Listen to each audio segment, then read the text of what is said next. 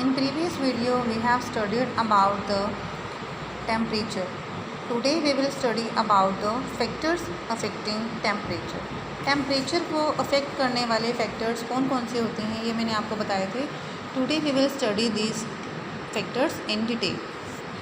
So the temperature of the atmosphere is not the same everywhere. हम देखते हैं कि हमारे जो एटमॉस्फेयर का टेम्परेचर है वो हर जगह सेम नहीं होता है.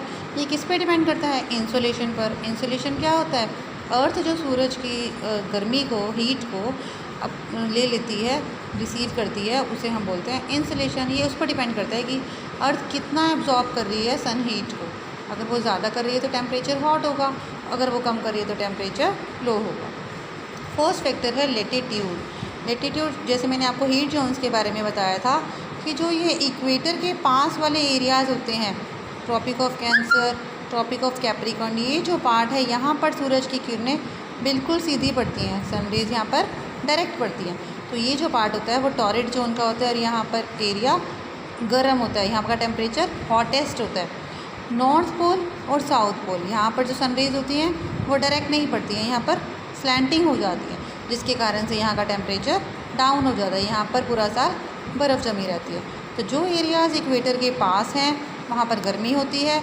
जैसे जैसे हम इक्वेटर से दूर जाते जाएंगे वैसे वैसे टेम्परेचर ठंडा होता जाएगा. अब जैसे ट्रॉपिक ऑफ कैंसर और आर्कटिक सर्कल के बीच का टेम्परेचर है वो मॉडरेट होता है. ट्रॉपिक ऑफ कैप्रिकॉर्न और एंटार्कटिक सर्कल के बीच का जो टेम्परेचर है वो मॉडरेट होता है. यहाँ से लेकर ये वाला जो एरिया है फ्रिगेट जोन और ये वाला area frigate zone, south frigate zone, यहाँ का टेम्परेचर बहुत ठंडा होता है. Second point is altitude. Altitude means height above sea level. अब समुद्र से हाइट कितनी है हमारी अर्थ की? Atmosphere is not. अब हमें पता है जो एटमॉस्फेयर है सूरज की किरणें तो डायरेक्ट पड़ती हैं, सिर्फ सूरज की किरणों से ये अफेक्ट नहीं होता, जो अर्थ की हीट है वो भी इसे अफेक्ट करती है इनडायरेक्टली. जो सन हीट है वो डायरेक्टली करती है और अर्थ है जो वो इनडायरेक्टली करती है. Close to the earth surface the layers of air are dense. जो अर्थ सरफेस के 5 लेयर्स होती हैं, मैंने आपको पिछले चैप्टर में पढ़ाया था, जो एटमॉस्फेयर की 5 लेयर्स होती हैं. जो सबसे नीचे वाली लेयर होती है ट्रोपोस्फेयर, वहाँ की जो एयर होती है वो डेंस होती है. And they also contain a lot of water vapour. उसमें वाटर वेपर भी ज़्यादा होता है. जितनी ज़्यादा हीट होगी वाटर वेपर उतना ज़्यादा होगा. डस्ट पार्टिकल्स भी उसमें इतने ज़्यादा होंगे जो हीट को एब्जॉर्ब कर लेते हैं. As we move on to higher altitude, जैसे जैसे हम ऊंचाई की तरफ जाते जाते हैं, इस डायग्राम से समझ सकते हैं हम, जैसे जैसे हम ऊपर की तरफ जाते जाते हैं तो जो लेयर्स हैं वो थिनर हो जाती हैं, पतली पतली लेयर्स हो जाती हैं.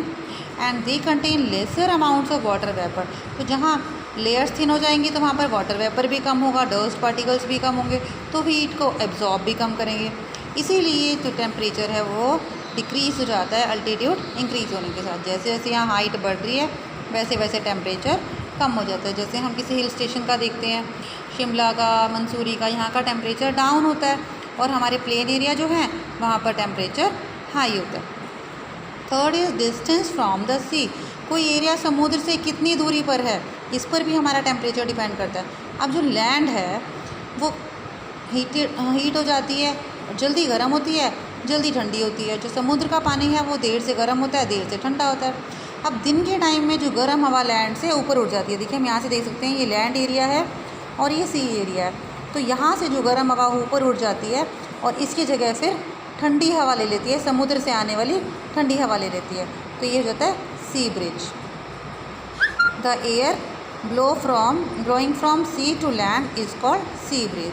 ये इसको अफेक्ट करता है टेम्परेचर को. और रात के समय में क्या होता है, जो sea is warmer than the land. जो समुद्र होता है वो लैंड के कंपैरिजन में गर्म रहता है. तो अब समुद्र से चलने वाली हवा, सी से चलने वाली हवा की जगह कौन ले लेती है? लैंड से आने वाली cool air.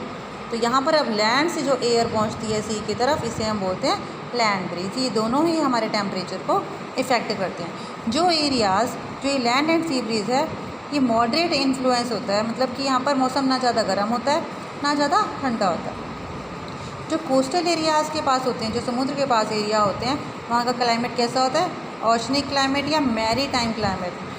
Neither hot nor cold, it is moderate.